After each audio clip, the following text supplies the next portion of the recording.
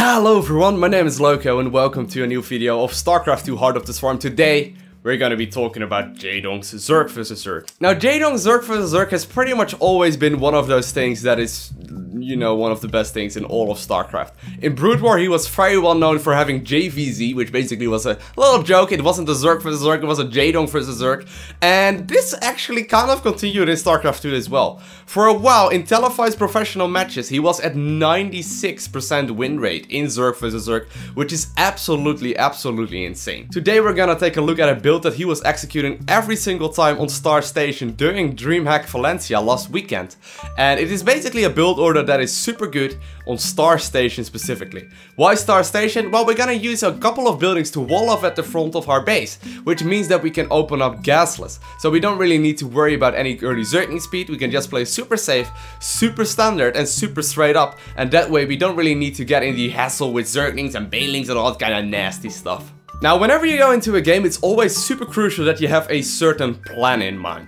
So the plan that we are going to try and execute in this game is quite easy. We're gonna push with a whole lot of roaches, as many as we can, with +1/+1 and speed.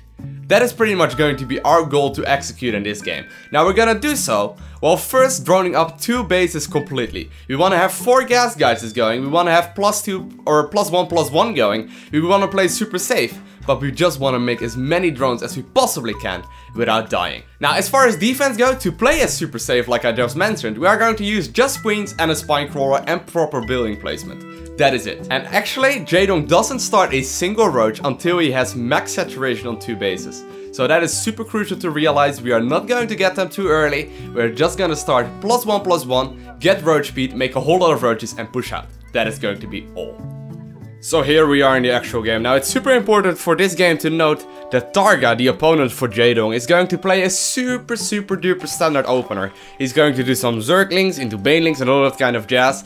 And like I mentioned, Jaedong is going to open up Gasless. To start off this build order, Jaedong starts with a 9 Overlord. Jaedong opens up this build order with a 15 Hatchery on the low ground. Now obviously this is going to be slightly risky, but if you have very good micro like Jaedong does, it is not going to be that big of a deal. So he opens up with a 15 Hatch, and he follows it up with a 16 spawning pool. Then in a normal game, you would pretty much always get the Gas Geysers right around 17 or 18 supply, but not Jaedong. Jaedong is actually opening up with a 17 Overlord after getting the spawning pool in the Hatchery.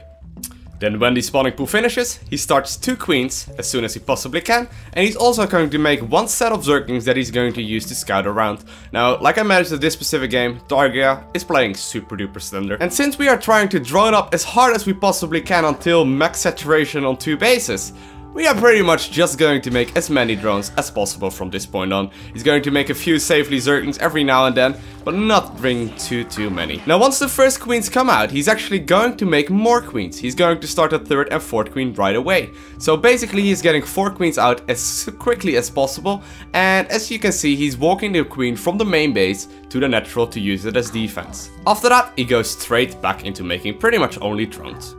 Now the first important moment comes when the 3rd and the 4th queen spawn. This is exactly where he starts taking the Gas Geysers in the main base. So he takes 2 gases right around the 5-minute and 30-second mark while injecting with his 2 new queens and using the other queens for defense. The next important moment comes when these Gas Geysers finish. He actually puts drones instantly in there, and he's going to start double evolution chamber and a spine crawler in the front. He's positioning them in such a way that 2 queens can block this off completely.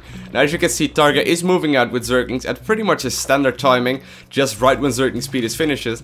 And as you can see, 3 queens are going to be plenty to deal with this, but just in case he is going to send out another queen as well. So with the shenanigans going on at the front of his main base while he's positioning his queens, he's going to spend his first 100 gas on getting a Lair up.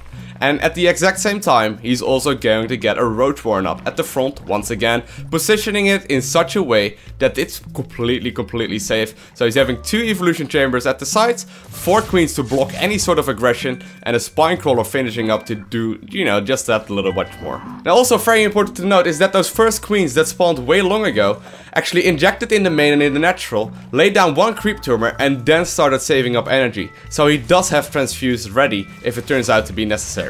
After starting the Roach Warren, Jaedong also gets the gases at the natural, once again while making only drones. So up until this point, the only thing that he really built was 4 queens, a spine crawler, a few Zerglings, I think 4 in total, and pretty much only completely 100% drones. Now keep in mind we want to go for a +1/+1 Roach Speed timing push, and we're going to get the upgrades next. So after getting the Lair, after having 4 gases mining, he's going to start +1 missile attack first, following it up with +1 ground carapace. As you can see, still making only drones. Once the Lair finishes, he's going to start a bunch of Roaches as well as Roach Speed. He then tries to secure a 3rd base. Once the Roaches are out and he's actually safely able to take the 3rd base, he's going to do just that. However, even though the 3rd base is going down, he's not really going to bother with it too much. He's not gonna really plan on droning up just yet. He's going to make only Roaches. Roach production, completely 100% from now on, until Roach Speed is done and +1/+1 attack are done as well. Now as you can see, the evolution chambers and the Roach Speed upgrade line up perfectly with each other. So if, let's say, he wouldn't know that target was moving out to his side of the map right now, but if, let's say, he wanted to go for a push, this would be the exact timing that he would be hitting. So you always want to be moving out at this point in the game, unless you know that your opponent is going for a big push, like Targa is doing in this game. But yeah, it's pretty obvious. So yeah, that is pretty much the entire build order as far as Jaedong Zerg vs Zerg on Star Station goes. It is obviously a pretty build order specific map, but you actually pretty much win 100% with this. I've actually been doing it quite a little bit myself, and I honestly haven't lost with it just yet. Now you do have to realize that sometimes you can just sort of get in a build order loss situation where your opponent might be opening up with a super early spawning pool. You're going for a hatchery first, and that is sort of it. You need to be realizing that you're putting yourself at a deficit in those sort of situations, but most of the time, as far as I've found out so far, it is worth taking that risk, because if you do manage to survive and you do manage to get the situation that we just noticed, it is almost a guaranteed win. So once again, you get 4 queens up super quickly.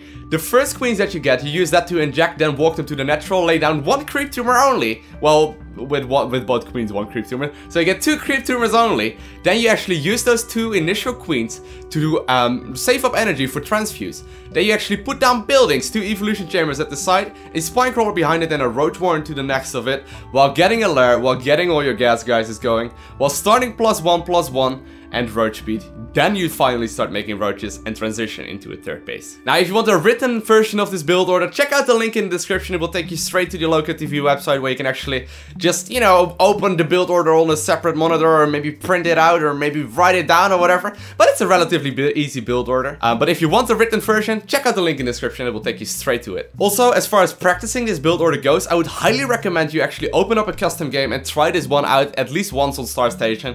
Maybe do it 3-4 times until you don't have to think about it anymore, and then go on the ladder and then actually try it out. Maybe play a few custom games versus a friend, but it's just a lot easier to actually memorize the build order without having to look at some sort of paper or a second monitor or whatever. I want to thank you guys all for watching. Have an amazing day. Do not forget to smile, and hopefully I will see you in the next video.